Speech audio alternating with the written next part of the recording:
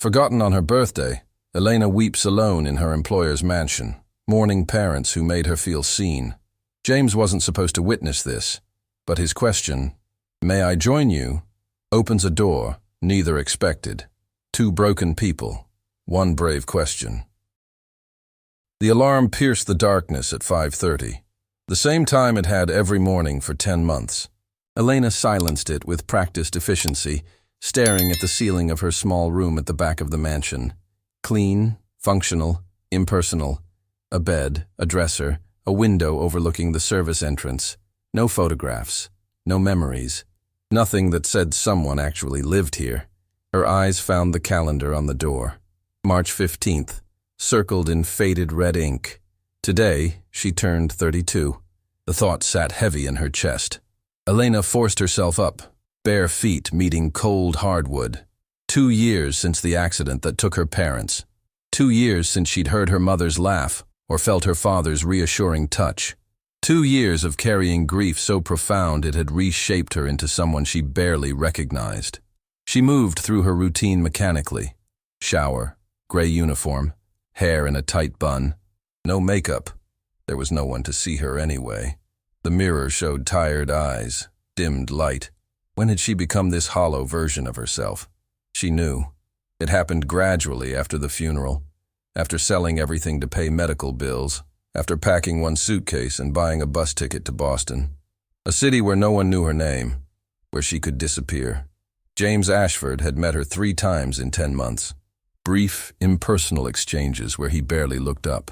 To him, she was invisible, a ghost keeping his house pristine without requiring acknowledgement. And that was fine. Being invisible meant being safe. Being seen meant being vulnerable, and vulnerability led to pain. Elena descended to the kitchen. The house was massive. 5 bedrooms, 6 bathrooms, a gourmet kitchen rarely used, a library with unopened books. James was in Seattle for a conference. The house should be empty. She started the coffee maker, watching dark liquid drip into the carafe. This was her 3rd birthday alone. The first in a motel room, crying into a convenience store pillow. The second working double shifts at a diner, eating pie standing up in a weekly rental. Time was supposed to heal, but it had only dulled the edges. Through the window, sunrise painted the sky gold and pink. Her mother would have loved this. Her father would be making terrible coffee, humming off key. The memory struck like a physical blow. Elena gripped the counter. No, work would keep her occupied. Floors to sweep, bathrooms to clean, tasks to silence the ache. But memories intruded anyway. Her 7th birthday, a dollhouse built from scrap wood. Her 16th, a lopsided cake that tasted like love. Her 21st, ridiculous party hats and off-key singing that made neighbors complain. Simple celebrations filled with love that money couldn't buy and loss couldn't erase. By 6 that evening, exhaustion settled into her bones. She should return to her room, heat a frozen dinner, read. But spending her birthday in that empty space felt unbearable. Instead, she walked to the neighborhood bakery as they closed. Mrs. Chen, who'd been kind during weekly bread purchases, smiled. "Late shopping today?" "It's my birthday," Elena forced out. "I wanted something special." Mrs. Chen's expression softened. "Why didn't you say so? Wait here." She returned with a chocolate cupcake. Vanilla frosting swirled perfectly. On the house. Everyone deserves something sweet on their birthday. The unexpected kindness tightened Elena's throat. "I can't." "You can. You will." Mrs. Chen patted her hand. "Happy birthday, sweetheart." Elena walked back, cradling the cupcake like something precious. It was the only birthday gift she'd receive. The house was dark and silent. She should go to her room, but her feet carried her to the main kitchen instead. Vast, beautiful, all marble and stainless steel. It felt more like home than her tiny quarters ever could. She set the cupcake on the island, retrieving the small candle she'd tucked in her pocket that morning, bought weeks ago from the dollar store. Defiance against loneliness. She pressed it into the frosting and lit it with a match. And then Elena allowed herself to truly feel the crushing weight of her solitude. She pulled the worn photograph from her pocket, her parents laughing, arms around each other, joy radiating from frozen faces. This picture survived only because it lived in her wallet. She carried it daily, a talisman against forgetting. "Happy birthday to me," she whispered, voice breaking. "Happy birthday to me." She tried continuing, the song her mother sang deliberately off-key, the one her father conducted with exaggerated gestures, but words stuck in her throat, choked by the sob she'd held all day. Elena pressed her hand to her mouth, but the sound escaped. Then another, until she was crying in gasping breaths, doubled over the counter, clutching the photograph like it was the only thing anchoring her to earth. "You made this day so special," she whispered to their smiles. "Every year you made me feel like I mattered, like I was worth celebrating. And now I have no one. No one even knows today is my birthday. I'm invisible here. I'm invisible everywhere." The words hung in empty air, met only by silence. Elena set the photograph down reverently, staring at the burning candle. She should make a wish. But what was left? Her parents weren't returning. Her old life was gone. All she had was this, someone else's kitchen, a store-bought cupcake, loneliness so profound it felt like drowning. She was about to blow out the candle when she heard it. A key in the front door, footsteps in the foyer. Panic flooded her system. Mr. Ashford wasn't supposed to return until Friday. He was in Seattle, always traveling. The house was supposed to be empty. Elena frantically tried composing herself, swiping at tear-stained cheeks, reaching for the candle. Too late. The kitchen light blazed on, bright and exposing. There in the doorway stood James Ashford, expensive suit rumpled from travel, briefcase in hand, expression shifting from surprise to something deeper as he took in the scene. Elena, tears streaming. Small cupcake with single candle. Worn photograph clutched in trembling hands. Neither moved, neither spoke. The candle burned, its flame the only motion in the frozen moment. "Mr. Ashford?" Elena managed, voice hoarse. "I didn't know you were... I'm so sorry, I'll clean this up, I shouldn't have..." "Please," he interrupted, voice softer than she'd ever heard. "Don't apologize." He set his briefcase down slowly, never breaking eye contact. In that moment, Elena realized he was actually seeing her, not as invisible help, not as background scenery, but as a person in pain. "What's happening?" he asked gently. Elena wanted to lie, to flee, but she was exhausted from pretending, from carrying grief alone. "It's my birthday," she whispered. James's gaze moved to the cupcake, the candle, the photograph. Understanding dawned, followed by something resembling shame. "Are those your parents?" Elena's grip tightened protectively. "They were. They died 2 years ago. Car accident." She'd never told anyone here about what she'd lost, why she'd run to Boston and disappeared into a job where no one asked questions. "I'm so sorry." James stepped closer, genuine emotion visible. "Were you close?" "They were everything," she said, and the dam broke again. Fresh tears spilled. "They always made my birthday special. Even when we had nothing, they made me feel loved. And now," she couldn't finish. The scene spoke for itself. A woman alone on her birthday, crying over a grocery store cupcake in someone else's kitchen. James stood processing, making some internal decision. When he spoke, vulnerability colored his tone. "May I join you? No one should be alone on their birthday." Elena looked up sharply. "What?" "May I join you?" he repeated. "Please, if you'll allow it. You don't have to." "I know." He moved closer carefully, as if afraid of startling her. "But I'd like to, if that's okay." Elena stared at this man she'd lived with for 10 months, but never known. She should refuse. Maintain professional boundaries. Retreat to comfortable invisibility. But she was so tired of being invisible. "Okay," she whispered. Relief softened James's expression. He rolled up his sleeves, oddly intimate, and moved beside her. He opened a drawer, retrieved 2 plates and forks, divided the cupcake carefully. "We should probably sing first," he said, uncertainty making him seem more human. Together in that enormous kitchen, James Ashford and Elena Martinez sang Happy Birthday in equally off-key, awkward, somehow perfect voices. When they finished, James gestured to the candle. "Make a wish." Elena closed her eyes. For the first time in 2 years, she didn't wish for the impossible. Not for her parents to return or pain to vanish. Instead, something smaller, almost possible. She wished not to be invisible anymore. Then she opened her eyes and blew out the candle. But the conversation didn't end there.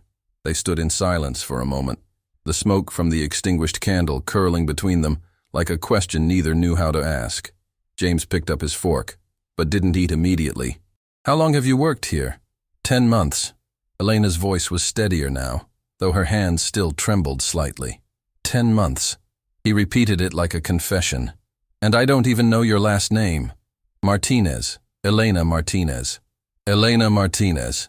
James set down his fork, meeting her eyes fully. "I'm sorry for not seeing you, for treating you like furniture in my own house." The apology landed between them, unexpected and raw. Elena didn't know what to say. In her experience, people like James Ashford didn't apologize to people like her. "You pay me well," she said finally. "You're not unkind." "No, I'm worse. I'm indifferent." He ran a hand through his hair, disheveling it. "My ex-wife used to say I'd forgotten how to see people, how to feel anything real. I thought she was being dramatic. But looking at you tonight, seeing you celebrate alone in my kitchen because no one, including me, bothered to know today mattered to you." He shook his head. She was right. Elena picked up her fork, needing something to do with her hands.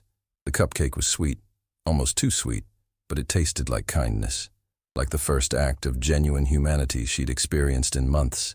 "Why did you come back early?" she asked. "The conference was pointless. Rooms full of people saying nothing meaningful. I sat through one panel and realized I'd rather be anywhere else." James smiled without humor. "Ironic, isn't it? I flew home to be alone and instead found someone who actually understands loneliness." They ate in silence, but it wasn't uncomfortable. It was the silence of two people who'd suddenly realized they weren't as alone as they'd thought. When the cupcake was gone, James washed both plates at the sink, another oddly intimate gesture that made Elena's chest tighten. He dried his hands, turned back to her. "Thank you," he said simply, "for letting me join you, for sharing your birthday, even though I had no right to intrude on it." "You didn't intrude," Elena heard herself say. "You saved it." The words hung between them, honest and vulnerable. James held her gaze for a long moment, something shifting in his expression that Elena couldn't quite name. "Good night, Elena Martinez," he said softly. "Happy birthday." "Good night, Mr. Ashford." "James," he corrected. "After tonight, I think we can dispense with formalities." "Good night, James." Elena watched him leave the kitchen, heard his footsteps climbing the stairs to the second floor. She stood alone in the vast space, the extinguished candle still sitting on the island, the photograph of her parents still beside it. But something had changed. For the first time in 2 years, the loneliness didn't feel quite so absolute. For the first time in 10 months, she didn't feel invisible. She picked up the photograph, pressing it gently to her chest. "I think you would have liked him," she whispered to her parents' faces. "He sees me. Finally, someone sees me."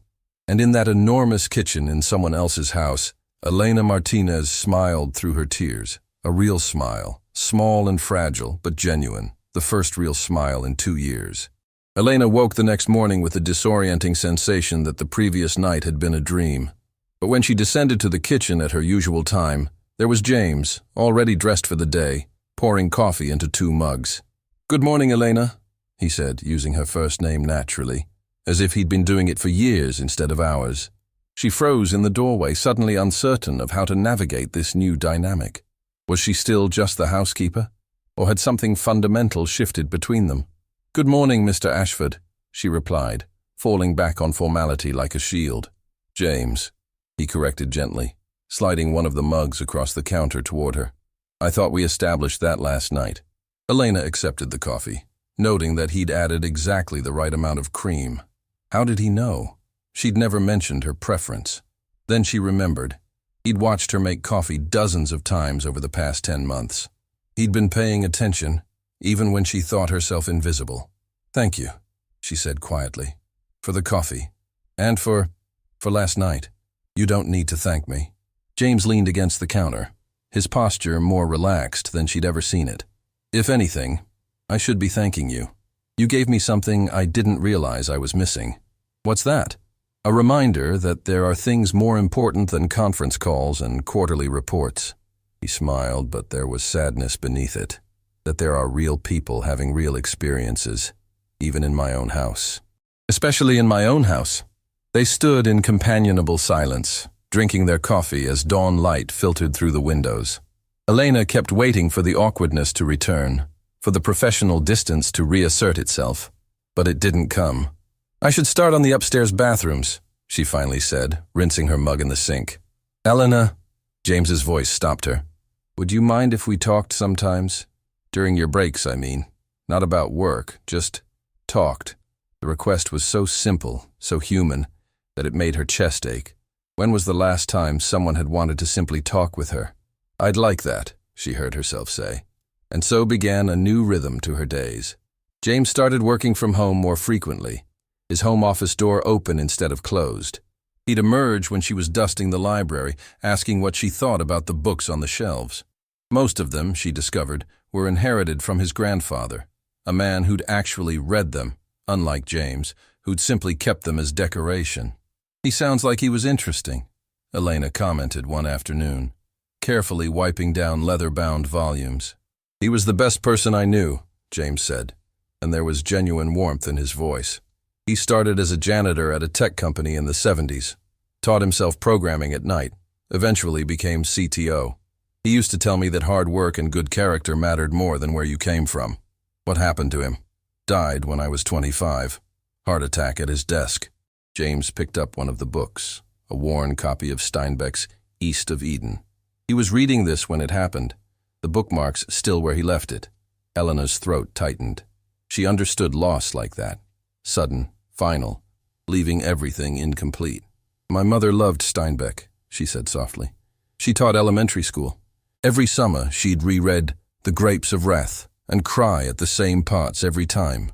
Would she be proud of you, of how you've survived?" The question caught Elena off guard. Would her mother be proud? Of a daughter who'd fled everything familiar, who'd buried herself in invisible work rather than rebuilding a real life? "I don't know," she admitted. "I think she'd want more for me than this." "Then what?" "Than existing. I'm not really living, am I? I'm just going through motions, trying not to feel too much." James set the book down carefully. "I understand that better than you might think." Over the following days, he began sharing pieces of his own story. His marriage to Vanessa had lasted 5 years, 3 of them miserable. She'd wanted a husband who attended galas and charity functions, who understood that appearances mattered. He'd wanted a partner who saw him as more than a bank account and status symbol. "The day she left, she told me I'd become a machine," James said one morning as they shared coffee. "That I'd traded my humanity for success. That she couldn't love someone who didn't know how to feel anymore." "What did you say?" "Nothing, because she was right." He stared into his mug. "I'd convinced myself that emotions were inefficient, that caring about things made you vulnerable. So I stopped caring. About anything, anyone. Even yourself?" "Especially myself." James looked up, meeting her eyes. "Until the other night. Seeing you cry over your parents, over that simple cupcake they would have wanted you to have, it broke something open in me. Or maybe it fixed something. I'm still not sure which." Elena understood that confusion intimately. She'd spent 2 years carefully constructing walls around her heart, and now James was showing her that walls could also be prisons. One afternoon, she was arranging fresh flowers in the main living room. Tulips from the farmer's market, bright yellow and defiant against the grey April weather. James appeared in the doorway, watching her work. "You do that every week," he observed. "Buy flowers for the house. I never asked you to. They make the space feel alive." Elena adjusted a stem. "My mother always kept flowers in our apartment. Even when money was tight, she'd find the cheapest bouquet at the grocery store. She said houses needed beauty, just like people needed food." "She sounds wonderful." She was. Elena's fingers trembled slightly. They both were. Ordinary people living ordinary lives, but they made it extraordinary somehow. They made our small apartment feel like the richest place on earth. "Tell me about them," James said, settling into one of the leather armchairs. "Please, if you want to." And Elena found that she did want to. For 2 years, she'd kept her parents locked inside her grief, too precious to share, too painful to speak about. But something about James's genuine interest, his own willingness to be vulnerable, made the words flow. She told him about her father's terrible jokes, how he'd laugh at his own punchlines before finishing them, about her mother's singing, deliberately off-key, especially during dishwashing. About Sunday dinners that stretched for hours because conversation mattered more than schedules. About small kindnesses, her father fixing neighbors' cars for free, her mother tutoring students after school without pay. They didn't have much, Elena said, but they gave everything they had. When they got sick, mom's cancer, dad's heart, they spent all their savings on treatments. I dropped out of college to care for them, and when they died, I had nothing left. Not money, not a degree, not even a home. The apartment was rented, everything was sold to pay medical bills. That's why you came here, to Boston. I ran here, Elena corrected. Every street in our town reminded me of them. Every neighbor wanted to talk about how sorry they were. I couldn't breathe there anymore. James leaned forward. But now, can you breathe now? The question was more complex than he probably realized. Could she breathe? Was this half-life she'd built in Boston any better than suffocating in memories? I'm learning to, she said finally. Conversations like this help. Feeling seen helps. You deserve to be seen, Elena. You deserve so much more than just being seen. The intensity in his voice made her pulse quicken. She busied herself with the flowers, needing something to do with her suddenly restless hands. What about you? She asked, deflecting. Do you feel seen? James laughed without humor. I'm surrounded by people who see only what I represent. Money, connections, opportunities. My ex-wife saw a lifestyle. My business partners see profit margins. My board sees quarterly growth. He paused. Until you, I don't think anyone has actually looked at me, just me, in years. What do you mean? The other night when you were crying, you weren't performing grief for an audience.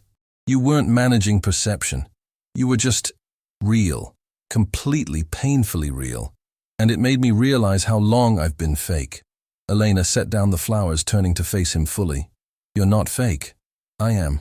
I've become exactly what Vanessa accused me of being. A well-dressed automaton going through socially acceptable motions. He stood, closing the distance between them. But talking with you these past few days, I feel like I'm remembering how to be human. How to care about something beyond the next deal. They stood in the living room, surrounded by expensive furniture and carefully curated art. And Elena felt the air between them charged with something unnamed. It would be so easy to reach out, to bridge the final gap between employer and employee, between two lonely people seeking connection. But fear held her back. Fear of losing this fragile new friendship. Fear of being hurt again. Fear that she was reading too much into kindness. I should finish the upstairs, she said, stepping back. The guest rooms need attention. Disappointment flickered across James's face before he masked it with understanding. Of course, I have calls anyway. But as she climbed the stairs, Elena could feel his gaze following her, and she could feel her own heart responding, opening in ways she'd sworn she'd never allow again. That night, alone in her small room, Elena lay awake thinking about how drastically her life had shifted in just a few days. James wasn't supposed to notice her. She wasn't supposed to notice him. They were supposed to maintain their careful distance, him in his world of wealth and business, her in her world of cleaning supplies and invisible labor. But the distance had collapsed, and Elena didn't know whether to be terrified or hopeful. She pulled out the photograph of her parents, studying their faces in the dim light from her bedside lamp. I think I'm starting to feel again, she whispered to them, and it's terrifying. What if I let someone in and lose them too? What if I'm not ready? What if this is all a mistake? Her parents' frozen smiles offered no answers. But Elena remembered something her mother used to say. Hearts are meant to be used, mija, not protected. A heart that never risks breaking never really lives. Maybe it was time to start living again. Maybe it was time to take the risk. But as Elena drifted towards sleep, a small voice of doubt whispered in the darkness. What if James was just lonely? What if she was convenient? What if, once his grief and isolation passed, he'd realize she was just the housekeeper after all? The questions followed her into dreams, tangling with hope and fear in equal measure. Downstairs, in his own bedroom, James lay awake with similar thoughts. He'd spent 3 years since his divorce building higher walls, working longer hours, convincing himself that isolation was safer than vulnerability. Then Elena had stood in his kitchen, crying over a cupcake and missing her parents, and something inside him had cracked wide open. He'd forgotten what it felt like to care about someone's pain. to want to ease it, to feel another person's joy or sorrow as if it were his own. But caring meant risk, and James hadn't taken a real risk in years. Tomorrow, he decided. Tomorrow he'd be braver.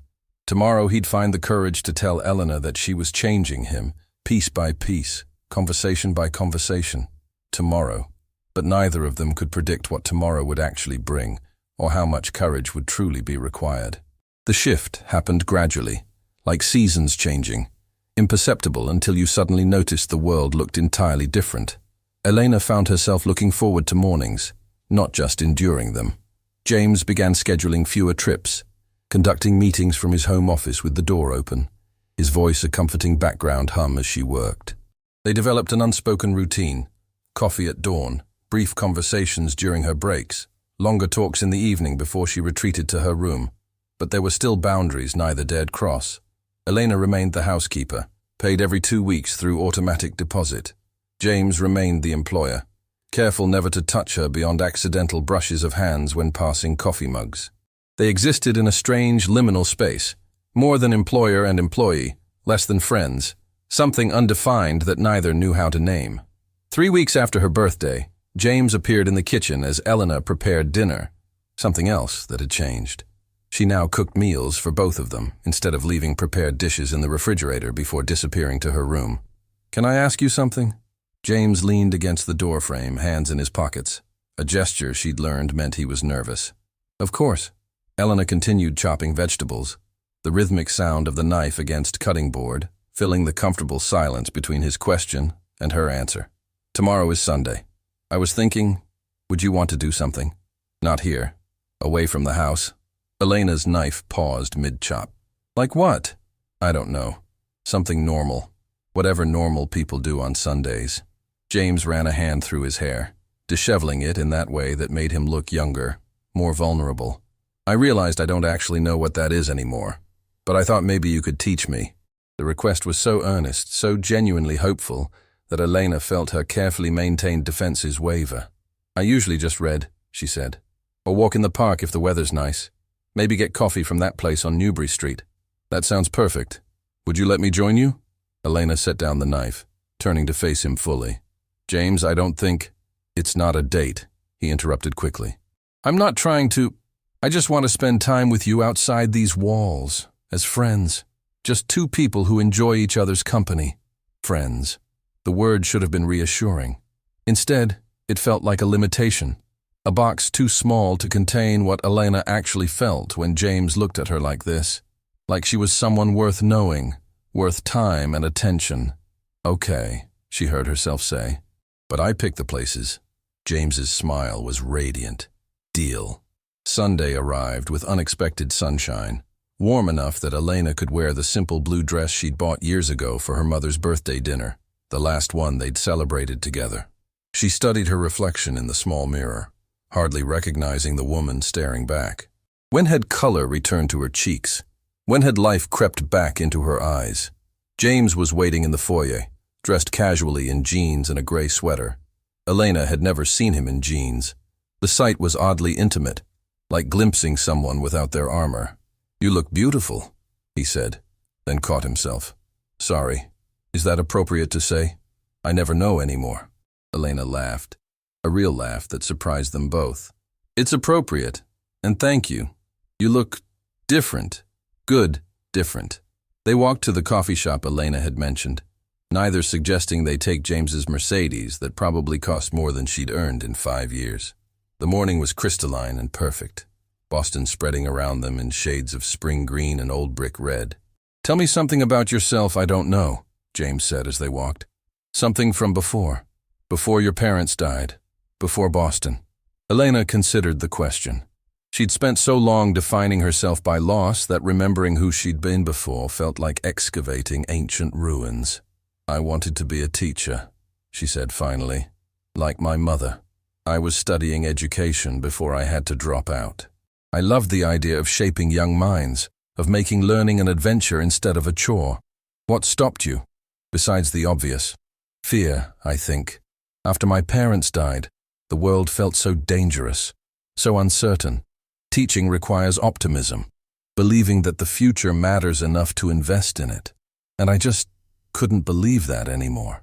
They'd reached the coffee shop, a tiny place with mismatched furniture and local art covering the walls. James held the door for her, and they found a corner table by the window. "What about you?" Elena asked after they'd ordered. "What did you want to be before you became this?" "This?" James smiled ruefully. "You mean before I became a walking spreadsheet?" "You're not a spreadsheet." "I was, for a long time." He stirred sugar into his coffee, watching the liquid swirl. "I wanted to be a writer. Fiction. Stories about ordinary people dealing with extraordinary circumstances. My grandfather used to tell me that everyone has an epic inside them. They just don't realize it." "Why didn't you pursue it?" "Practical reasons. Writing doesn't pay bills. Tech does. And after my grandfather died, I felt this pressure to prove his faith in me was justified. To build something. Make money. Succeed by the world's standards." James looked up, meeting her eyes. "I succeeded. And in the process, I lost the ability to tell stories because I stopped seeing the humanity in anything, including myself." Elena reached across the table, her hand covering his. The gesture was instinctive, comforting, and only after making contact did she realize what she'd done. But she didn't pull away. "Maybe it's not too late," she said softly. "Maybe we both get second chances." James turned his hand over, palm up, and Elena let her fingers rest in his. His skin was warm, his grip gentle, but certain. "Maybe we do," he agreed. They sat like that for a long moment, hands joined across a coffee shop table, surrounded by strangers living their ordinary Sunday lives. And Elena felt something shift inside her chest, not the cracking of grief, but the subtle opening of possibility. After coffee, they walked through the public garden, watching tourists feed ducks and children chase each other across manicured lawns. James bought them ice cream from a vendor, vanilla for her, chocolate for him, and they sat on a bench in the sunshine. "I don't remember the last time I did this," James said, watching his ice cream melt down the cone. "Just existed, without checking my phone every 30 seconds or thinking about the next meeting. Do you miss it? The constant motion?" "No, that's what terrifies me." He turned to face her. "I built my entire identity around being busy, important, indispensable, but sitting here with you, eating ice cream in the park, I feel more myself than I have in a decade." Elena's heart hammered against her ribs. They were approaching something, some acknowledgement that this thing between them was more than convenience, more than two lonely people seeking temporary comfort. "James." "I know," he interrupted gently. "You're scared. I'm scared too. Scared I'm reading too much into this. Scared I'm taking advantage. Scared that you only tolerate me because I employ you." "That's not true." The words came out fierce, surprising them both. "I'm here because I want to be. Not because you pay me. Not because I feel obligated. I'm here because when I'm with you, I remember what it feels like to be alive." The admission hung between them, raw and honest. James set down his ice cream, his full attention on her face. "Then what are we afraid of?" Elena closed her eyes. The list was long. Getting hurt. Losing someone again. The power imbalance between us. What people would think. Whether this is real or just two wounded people clinging to each other. Those are all valid fears. But I'm tired of letting fear make my decisions." James shifted closer on the bench. "Elena, I'm not good at this. At feelings. At being vulnerable. My ex-wife was right. I spent years building walls, but somehow you walked right through them. And now I can't imagine going back to how things were before. Before my birthday. Before I actually saw you." His voice dropped lower. "I see you now, and I don't want to stop seeing you." Elena opened her eyes, finding him so close she could see gold flecks in his brown eyes, could count the faint lines at their corners. "I don't want to be another mistake you make," she whispered. "Another impulse you regret when real life returns. You think this isn't real life. I think this is a bubble. We're both dealing with loneliness and grief. Once those fade, once you remember who you are and I remember who I am, a housekeeper in your home. What then?" James's jaw tightened. "Is that really what you think? That once I come to my senses, I'll realize you're just the help? Aren't I?" "No." The word was fierce. You're the woman who taught me how to feel again, who showed me that success without humanity is just expensive emptiness.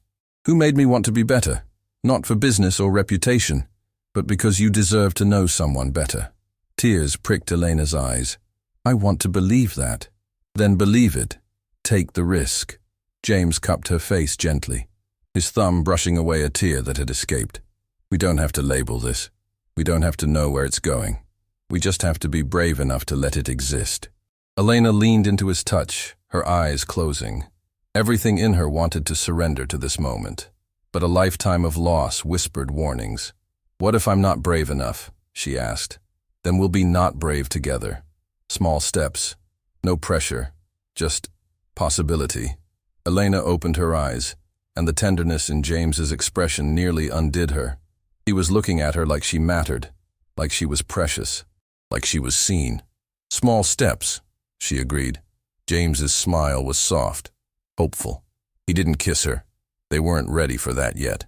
Instead, he took her hand again, and they sat in the sunlight, eating melting ice cream and watching the world move around them.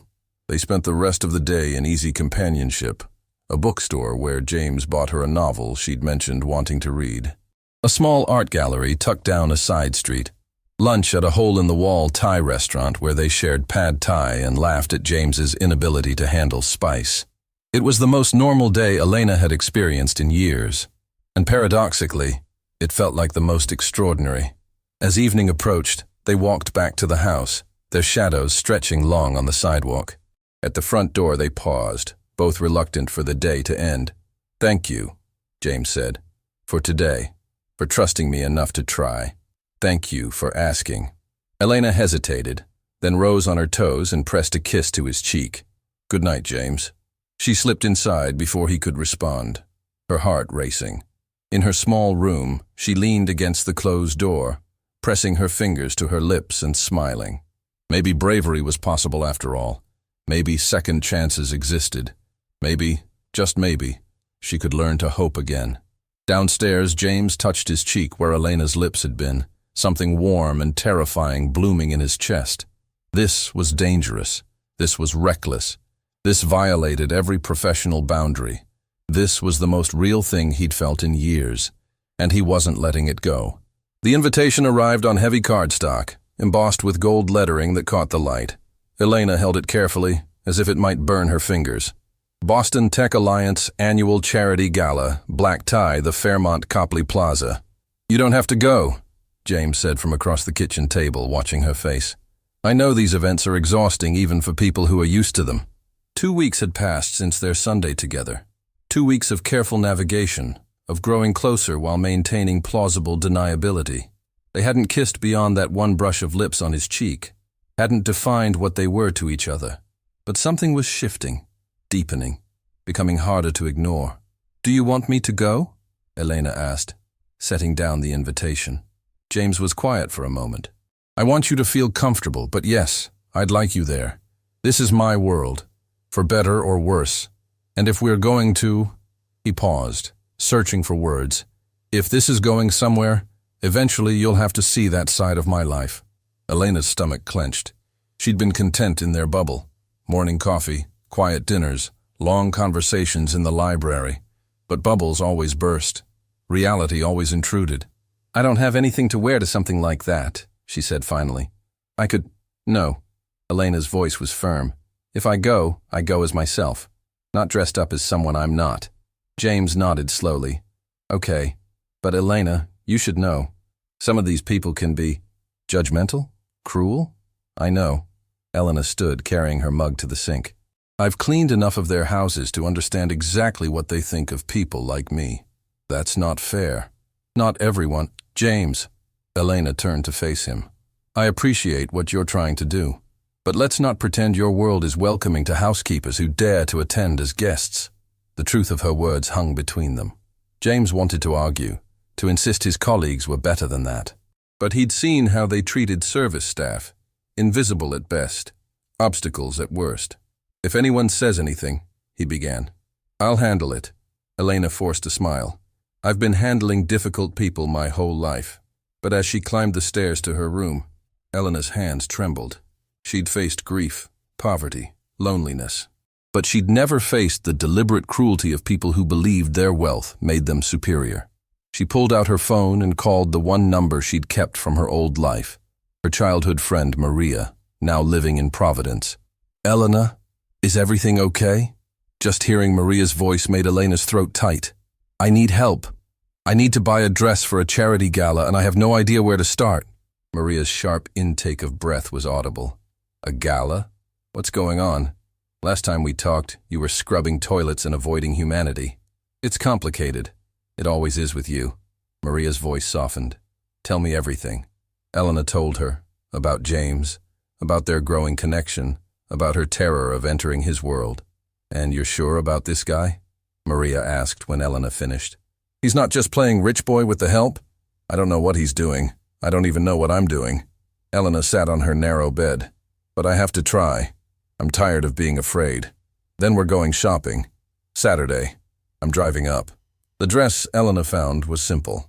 Midnight blue, fitted but not revealing, elegant in its restraint. It cost 3 weeks of savings, money she'd been putting aside for community college classes. But as she looked at herself in the dressing room mirror, Maria beside her, she felt almost transformed.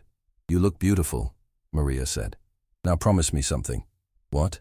"Promise that if anyone makes you feel less than worthy, you'll walk out with your head high. Your worth isn't determined by their acceptance." Elena met her friend's eyes in the mirror. "I promise." The night of the gala arrived too quickly. Elena dressed in her small room, hands shaking as she zipped the dress. She'd styled her hair simply, pulled back in a low bun, a few tendrils framing her face. Minimal jewelry, just the small pearl earrings her mother had given her for her 18th birthday. When she descended the stairs, James was waiting in the foyer, stunning in his tuxedo. But his expression when he saw her was what took her breath away.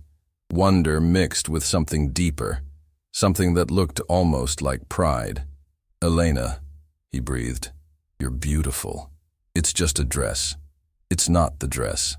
James closed the distance between them, stopping just before touching her. "You look like yourself. Completely, perfectly yourself." The words warmed her more than any compliment about her appearance could have. In the car, James drove himself, another gesture Elena appreciated. The silence was tense. As they pulled up to the Fairmont, Elena saw the photographers, the red carpet, the glittering crowd. "Last chance to run," James said, his attempt at lightness not quite landing. "Last chance for you to run," Elena countered. "Once we walk in there together, people will talk." "Let them talk." James took her hand. "I'm not ashamed of you. I'm honored to be with you."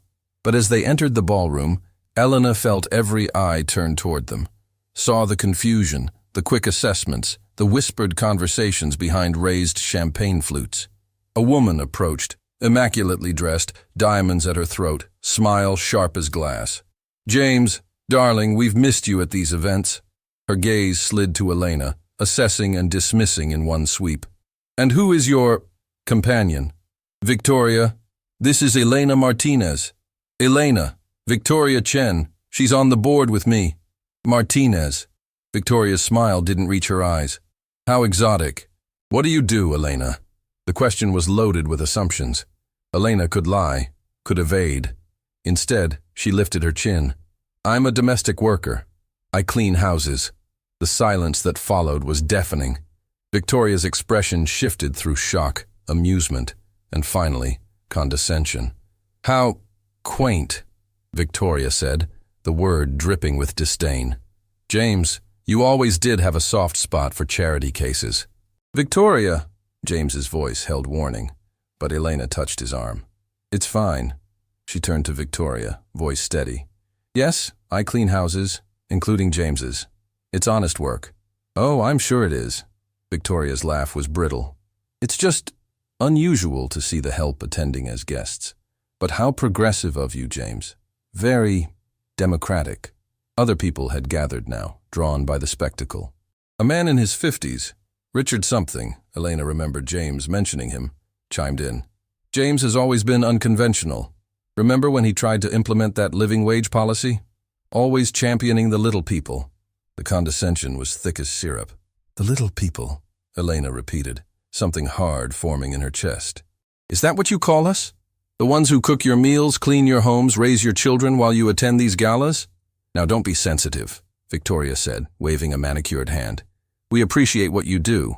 We just recognize that there are natural hierarchies. Some of us build empires, others maintain them. And which category do I fall into? Elena asked, her voice dangerously quiet. James stepped closer. Elena, we can leave. No. Elena held up a hand. Let me say this. She turned to face the small crowd that had gathered, affluent faces watching with varying degrees of interest and discomfort. You're right that I clean houses.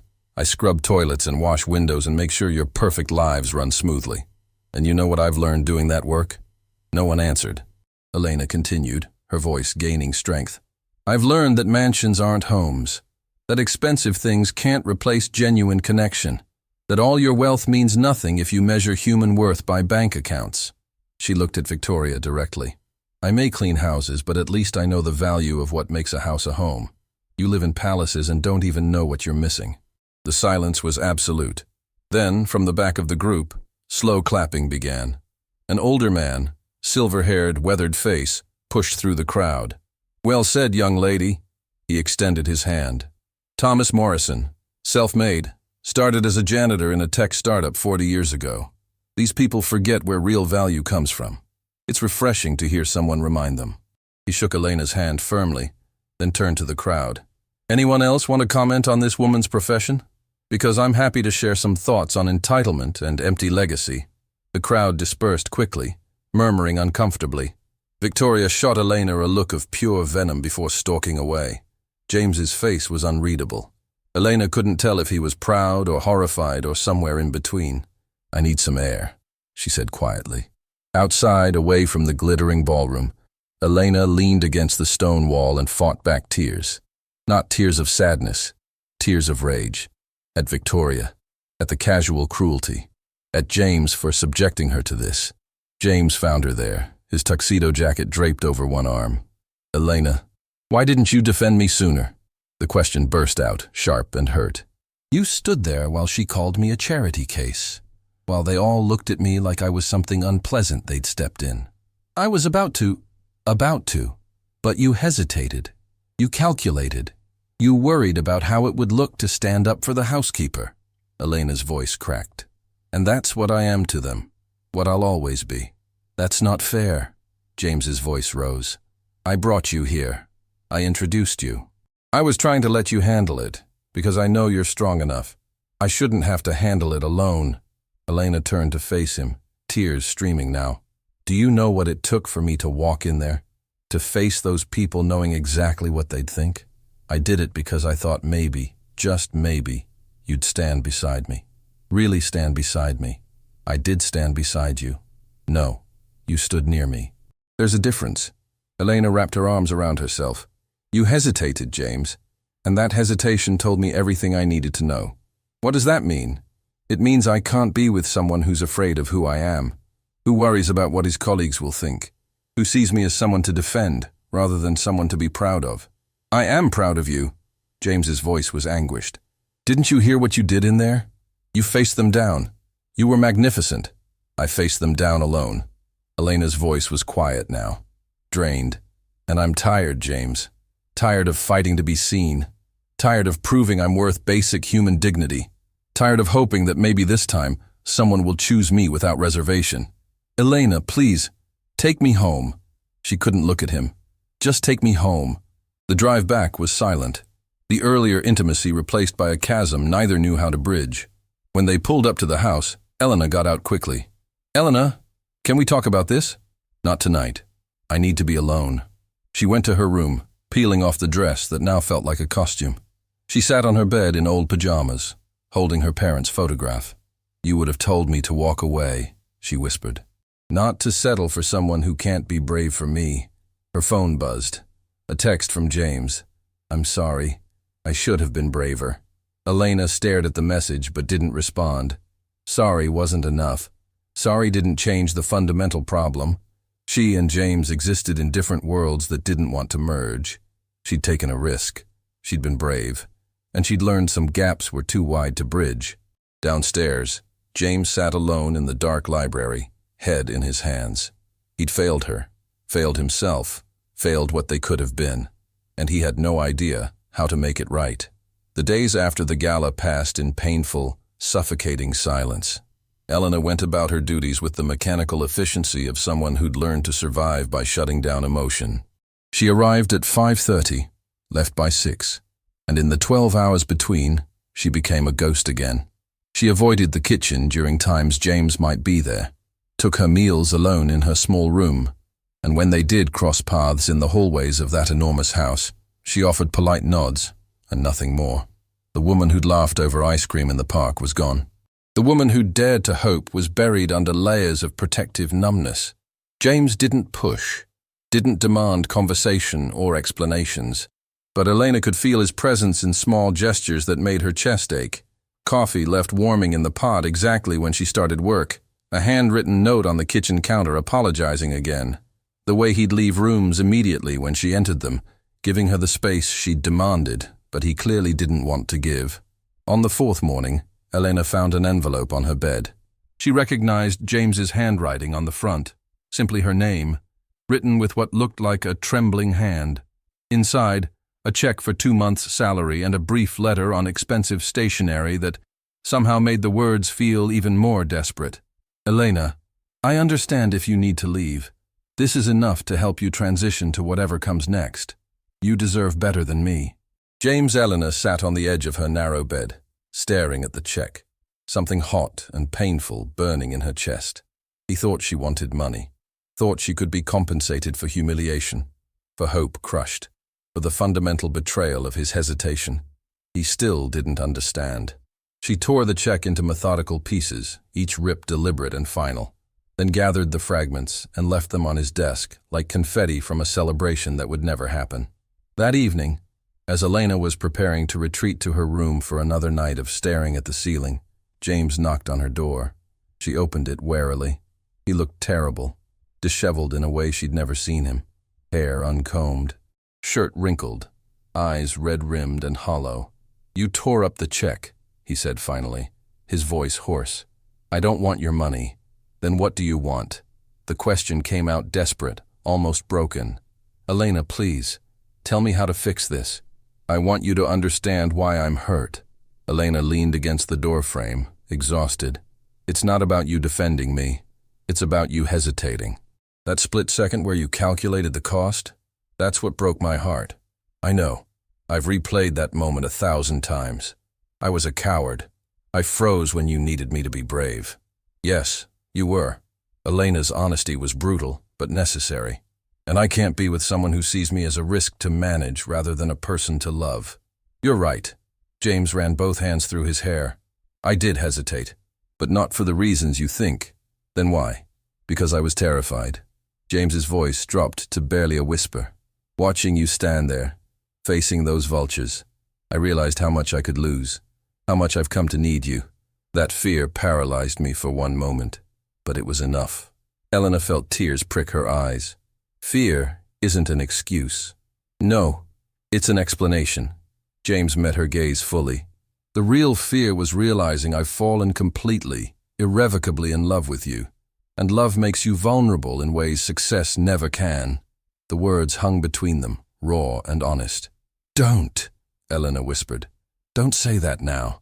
Not when I'm this angry. When else should I say it? James took one careful step closer. I love you, Elena Martinez. I love your strength, your honesty, how you've taught me what matters. I'm sorry my fear made you doubt that. Love isn't enough if you can't be brave for me. So let me be brave now. James pulled out his phone, tapping quickly. There, I just resigned from the Tech Alliance board. Victoria's world isn't mine, and I've donated my allocation to a scholarship fund for non-traditional students. People like you. Elena stared. James, I'm not buying forgiveness. I'm showing you I'm choosing differently. Choosing you, not because I need saving, but because you make me want to be the person my grandfather believed I could be. I can't be your redemption project. You're not. You're my mirror, reflecting back my best self. That's what love does. Makes us better, not just happy. I don't know if I can trust this. Trust that it's real. Then let me prove it. James stepped back, giving space. I'm asking you to let me show you, over time, that I can be brave, that I can choose you without hesitation. Elena closed her eyes, warring with herself. Every protective instinct screamed to walk away, but another voice whispered, "What if you're running from what you've been searching for?" "I need time," she said finally. "Real time.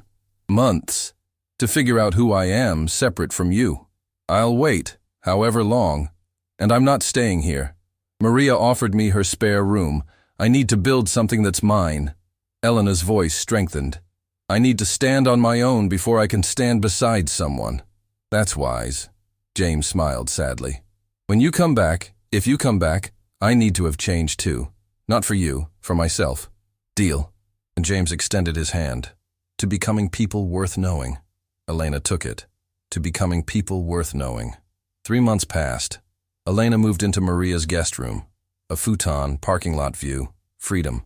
She found work at a community center coordinating youth programs. Terrible pay, exhausting work. But Elena felt alive. She enrolled in night classes studying education, her old dream. She made real friends who knew her as Elena the student. Slowly she healed, not just from James, but from everything. From her parents' death, from 2 years of existing without living. James kept his distance, but sent weekly packages. Books, tea, her parents' photograph professionally restored. Each came with brief notes about his life. Reduced work hours, volunteering, therapy, reconnecting with old friends. "I'm not changing to win you back. I'm changing because you showed me I'd lost myself. Thank you, even if we never speak again." Elena kept every note in a box under her bed. "You still love him," Maria observed one evening. "Yes, but I'm learning to love myself too. Both things can be true. What are you waiting for?" "To know I'm choosing him from strength, not need." In October, Elena was grading papers when James called. They hadn't spoken since she'd left. "Elena." His voice was warm, familiar. "I hope it's okay," I called. "It's okay. Is everything all right?" "Better than all right. I wanted to tell you something." He paused. "I sold the company. Well, my majority stake. I'm no longer CEO. Elena sat up. "That was your whole life." "It was my whole life, but not a life worth living." She heard his smile. "I'm starting a non-profit providing job training for people re-entering the workforce after setbacks. I'm calling it Second Chances." Elena's throat tightened. "It's perfect. You changed my life. I wanted you to know. You changed mine too. I'm finishing my degree, student teaching next semester. Your mother would be so proud." They talked for over an hour about separate growth. It felt easy, natural, like coming home. "Would you want coffee sometime?" James asked. "Just 2 people who care about each other, seeing where that leads." "I'd like that. Next Sunday?" "Sunday's perfect." They met at a coffee shop halfway between Providence and Boston. James arrived in jeans and worn sweater, looking younger and relaxed. Elena wore a simple dress bought with her first paycheck. "You look happy," James said. "I am. Scared, exhausted, but happy." Elena smiled. "You look lighter. Letting go of what doesn't matter makes room for what does." They talked for hours. James shared about therapy, confronting his fear. Learning vulnerability wasn't weakness.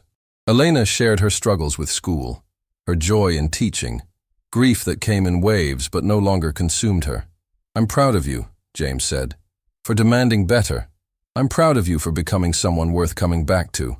"Is that what this is? You coming back?" Elena considered. "We're different people now. We need to know these new versions, date properly, build something real.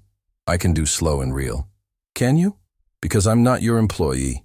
If we do this, we're equals, partners. I won't disappear into your world. I don't want you to disappear." James reached across the table, palm up. "Equal partners. No hesitation. Just choice." Elena looked at his hand. She'd proven she could stand alone, which meant she could choose to stand beside someone, from strength, not weakness. She placed her hand in his. Equal partners. They dated for 6 months, slowly, deliberately. James met Maria, who eventually approved.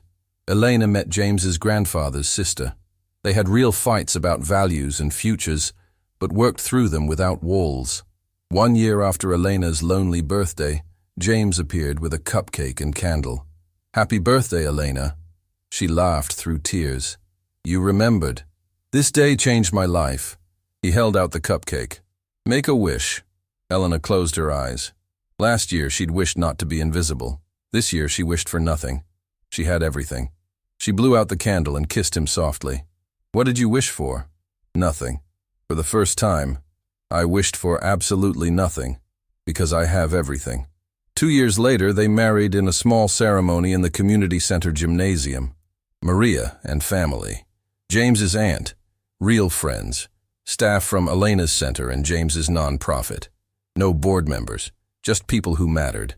Elena wore a simple dress. James wore an off-the-rack suit. They exchanged vows, promising not to complete each other. They were already complete. But to choose each other daily. Remain brave. Never let fear make them hesitate. At the reception, decorated with cheap streamers and homemade flowers, Eleanor's students performed a song. James's clients shared second-chance stories, dancing with her husband in that ordinary space filled with extraordinary love. Eleanor finally understood what her parents had taught her. Wealth isn't measured in dollars. Home isn't measured in square footage. Worth isn't determined by profession. True richness comes from being seen, really seen, and choosing to see others in return. From courage to be vulnerable, from building meaning rather than accumulation. She'd lost everything, parents, security, plans, but in losing everything, she'd found what mattered. She'd found herself, and in finding herself, she'd found someone brave enough to stand beside her without hesitation, not because either needed saving, but because they'd learned that the greatest love isn't about filling emptiness. It's about two whole people choosing to share their wholeness. And that choice, made freely from strength rather than desperation, made all the difference.